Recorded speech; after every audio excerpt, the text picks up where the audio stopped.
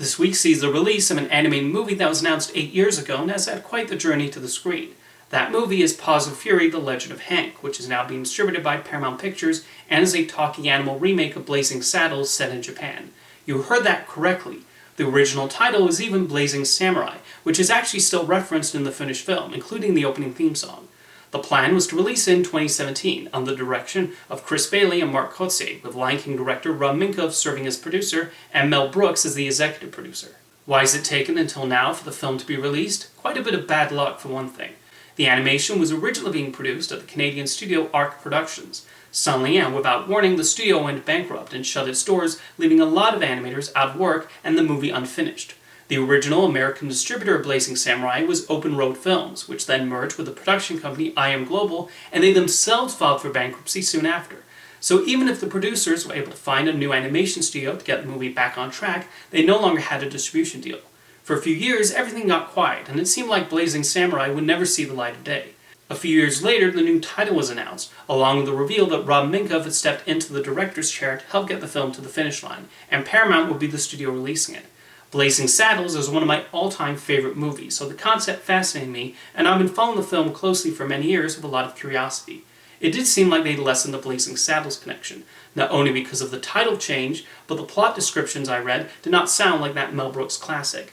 I'm happy to report that this is still very much an animated remake of Blazing Saddles, and I was actually surprised how faithful it was in many respects. Paws of Fury utilizes a lot of the same story beats, and it even does slight variations on many jokes from the original film.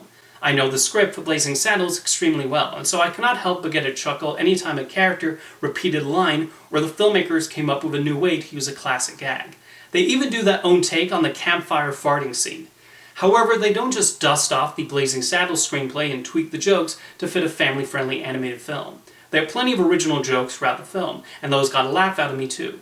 There's so many clever visual gags, and the filmmakers include a lot of meta-humor in the Mel Brooks vein. The characters are fully aware they're in a movie, and constantly reference that fact, not unlike what you would see in a Brooks comedy.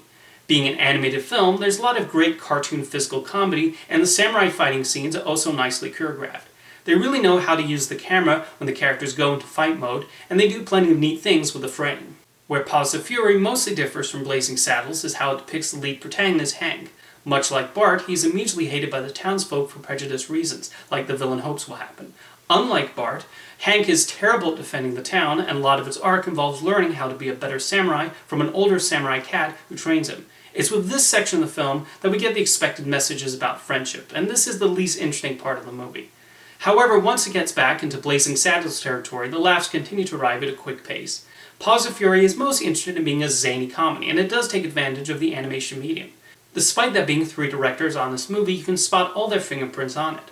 Chris Bailey directed the Mickey Mouse cartoon Runaway Brain and episodes of Kim Possible and Clerks the Animated Series, and brings that smart, self-referential quality to the film's humor.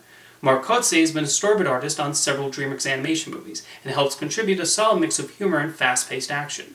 Meanwhile, Minkoff finishes things off by helping with the film's scope. And remember that he also got his directing start on Roger Rabbit cartoons. I've been waiting 8 years to see how this film would turn out, and I'm happy with the finished result. It made me laugh multiple times, while also serving as a neat tribute to one of the best comedies of all time. Now, when are we getting that animated all-animal remake of Young Frankenstein?